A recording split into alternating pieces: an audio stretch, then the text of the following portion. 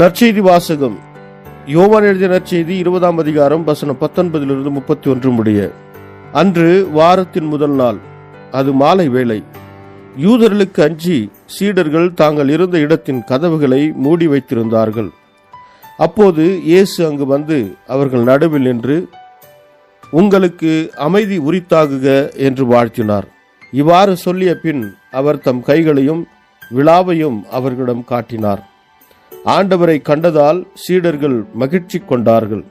இயேசு மீண்டும் அவர்களை நோக்கி, உங்களுக்கு அமைதி உரித்தாகுக, தந்தை என்னை அனுப்பியது போல நானும் உங்களை அனுப்புகிறேன் என்றார்.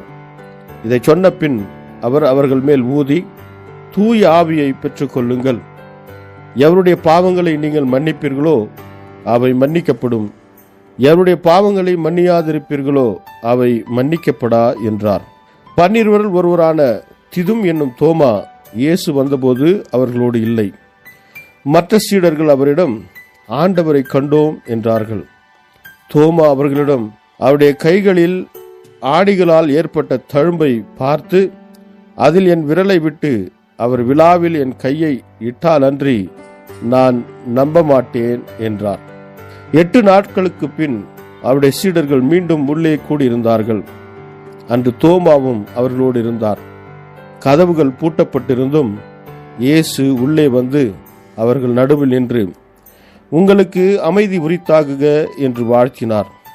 பின்னர் அவர் தோமாவிடம், இதோ என் கைகள், இங்கே உன் விரலை இடு, உன் கையை நீட்டி என் விலாவில் இடு, ஐயம் தவிர்த்து நம்பிக்கை கொள் என்றார்.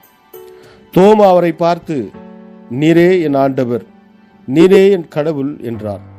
இயேசு அவரிடம், நீ என்னை கண்டதால் நம்பினாய், காணாமலே நம்புவோர் பேறு பெற்றோர் என்றார். வேறு பல அரும் அடையாளங்களையும் இயேசு தம் சீடர்கள் முன்னிலையில் செய்தார். அவையெல்லாம் இந்நூலில் எழுதப்படவில்லை. இயேசுவே இறைமகனாகிய மெசியா என நீங்கள் நம்புவதற்காகவும் நம்பி அவர் பெயரால் வாழ்வு பெறுவதற்காகவே இந்நூலில் உள்ளவை எழுதப்பெற்றுள்ளன. இது கிறிஸ்து வழங்கும் நற்செய்தி. கிறிஸ்துவே உமக்கு புகழ்.